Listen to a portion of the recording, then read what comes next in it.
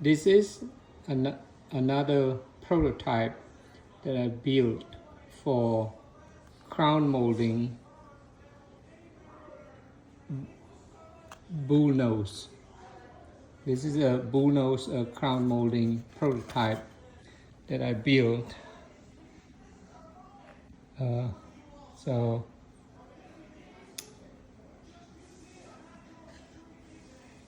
that's a 22.5 cut, 22.5 on each side, and then make 45 degree, and this one is the same, 22.5 makes 45 degree there.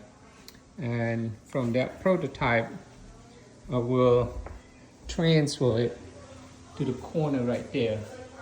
See, that's how it will go over there.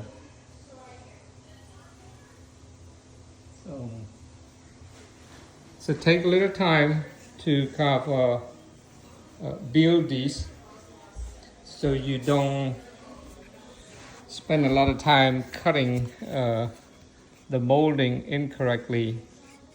So that just staple them together.